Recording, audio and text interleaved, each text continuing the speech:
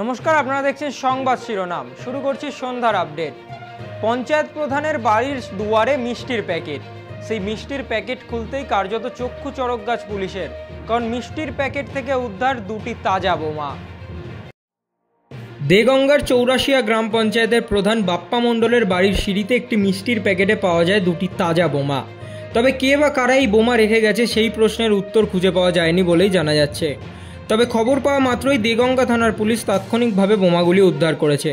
তবে এই ঘটনায় রীতিমতো চাঞ্চল্য ছড়িয়েছে গোটা এলাকায়। থেকে মা উঠেছিল মন্দিরে ফুল তোলার জন্য, দেখে সেটা একটা পার্সেল ছিল। মামাকে ডাকলো, আমি সেই পার্সেলটা ওই একটা লাঠি দিয়ে সরিয়ে দিলাম। থানায় কল করলাম, থানায় সেটা দেখলে তো মানে হাত বোম বড় মানে প্যাকেটের মধ্যে। হ্যাঁ, এদিন নদিয়া কৃষ্ণনগর সদর হাসপাতাল মোড় থেকে দিলীপ ঘোষ শুরু করেন চায় পে চর্চা কর্মসূচি। এই কর্মসূচিতে উপস্থিত ছিলেন জেলার একাধিক বিজেপি কর্মীরা। সেখানে চায়ের কাপে চুমুক দেওয়ার পরই সাংবাদিকদের প্রশ্নের মুখোমুখি হন দিলীপ ঘোষ। সেখানে রাজ্য সরকারকে তীব্র কটাক্ষ করেন তিনি।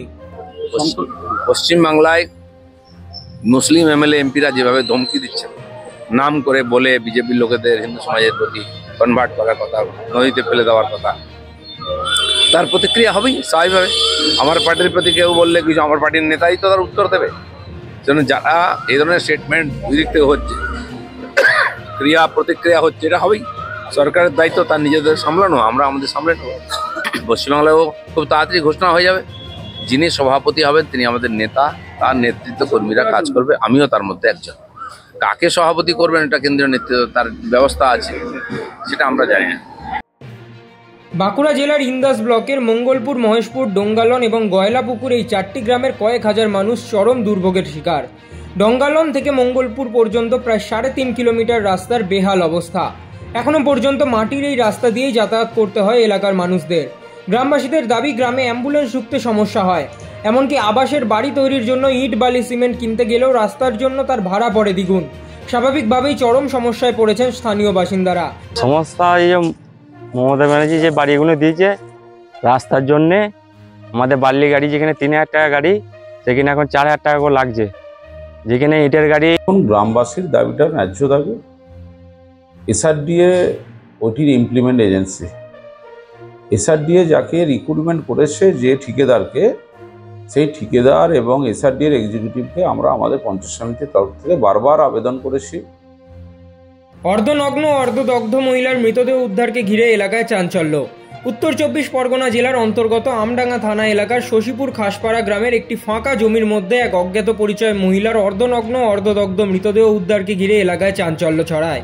ঘটনাস্থলে শিবদাসপুর ও আমডাঙ্গা থানার পুলিশ পৌঁছে মৃতদেহটিকে উদ্ধার করে ময়নাতদন্তের জন্য পাঠিয়েছে।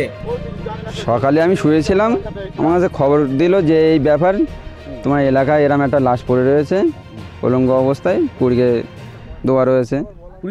হ্যাঁ, পুড়িয়ে দেওয়া হয়েছে।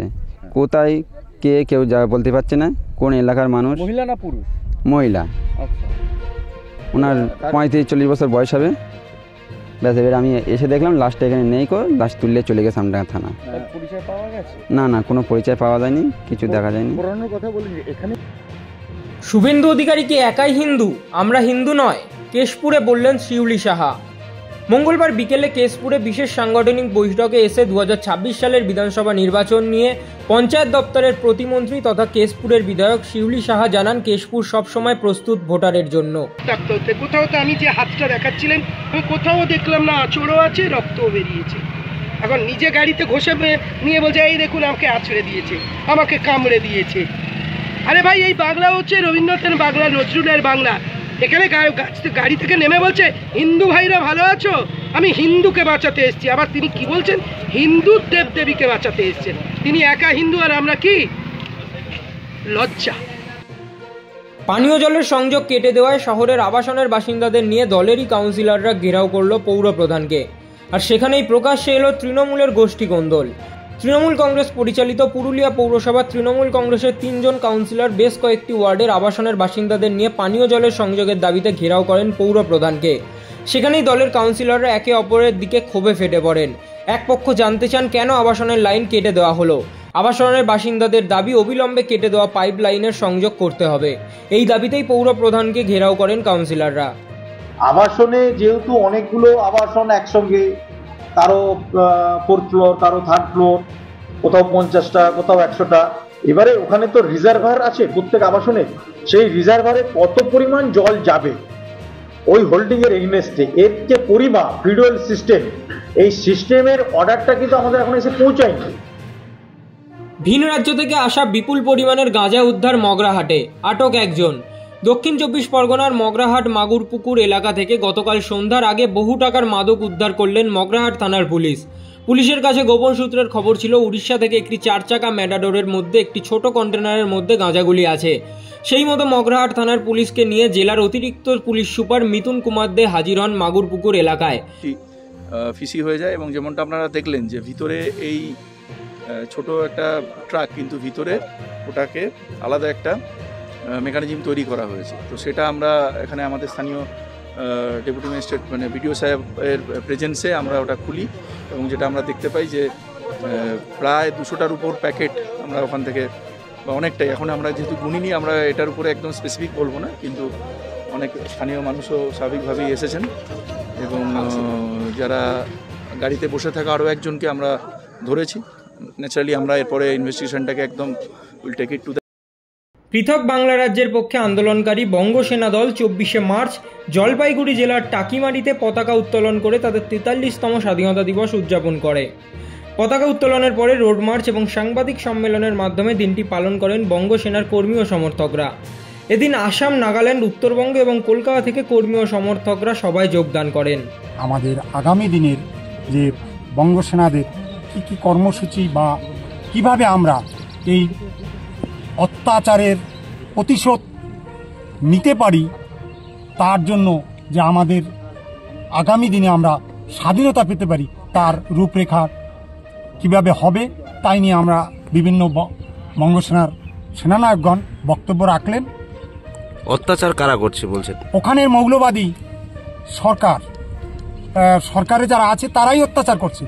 শুধু এখানে নয়, 47 সনের পর থেকে অত্যাচার যে করেছে তার প্রমাণ প্রায় 28% হিন্দু ওখানে ছিল, তার আজকে গিয়ে 7% দাঁড়িয়েছে। তো অত্যাচার না হলে কেউ মাতৃভূমি ত্যাগ করে না। যেমন সম্প্রতি ফালাকাটা ব্লক অফিস প্রাঙ্গণে 90 জন মাছ চাষিদের মধ্যে 90 ইউনিট মাছের পোনা বিতরণ করা হয়েছে, যার প্রতিটি ইউনিটে 1000 পিস করে পোনা মাছ রয়েছে। জানা গেছে ফালাকাটা ব্লক মৎস্য বিভাগ স্থানীয় মাছ চাষিদের সহায়তা করার জন্যই এই উল্লেখযোগ্য পদক্ষেপ নেওয়া হয়েছে। ফালাকাটা ব্লকের বিভিন্ন গ্রাম পঞ্চায়েতের অধীনে 79টি বেসরকারি পুকুর এবং 11টি প্রাতিষ্ঠানিক পুকুরে এই পোনা মাছ বিতরণ করা হয়েছে বলেই জানা যাচ্ছে। আজকে ফালাকাটা ব্লক থেকে 79 জন ইন্ডিভিজুয়াল আর 11টা ইনস্টিটিউশনাল পন্ডকে, মোট 90টা হচ্ছে ইউনিটকে ইন্ডিয়ান মেজর কার্ড রুই কাতলা মৃগেল মাছ দেওয়া হবে। এক একটা ইউনিটে 1000 পিস করে মাছ আছে। এই মাছগুলো গাঁজা উদ্ধারে বড় সাফল্য পেল বহরমপুর থানার পুলিশ। সূত্রের ভিত্তিতে এসআই সুমন হরি এবং তার দল 34 নম্বর জাতীয় সড়কের ফতেহপুর বাইপাসে অভিযান চালায়। অভিযান চলাকালীন 142 কেজি গাঁজা বোঝাই একটি ট্রাক আটক করা হয়। এই ঘটনায় 3 জন মাদক ব্যবসায়ীকে গ্রেফতার করেছে পুলিশ। ধৃতদের নাম সুকুমার আলী মণ্ডল, বয়স 34, আরিফ হোসেন, বয়স 30 এবং ইমরান আলী, বয়স 30। এরা সবাই উত্তর 24 পরগনার রাহারা থানার বাসিন্দা। জানা গেছে গ্রেফতার হওয়া মাদক ব্যবসায়ীদের 7 দিনের পুলিশ হেফাজতের আবেদন জানিয়ে আদালতে পাঠানো হয়েছে। আর এই ধারাবাহিক সাফল্যের জেরে কার্যত আবারও একবার খবরের শিরোনামে বহরমপুর থানার পুলিশ। বিশদে জানতে চোখ রাখুন সংবাদ শিরোনামের পর্দায়। মানুষের পাশে, মানুষের সাথে আমরা আছি এই বাংলাতে। আপনারা দেখছেন সংবাদ শিরোনাম। দেখলেন তো অনেক কিছু, এবার দেখুন নতুন কিছু।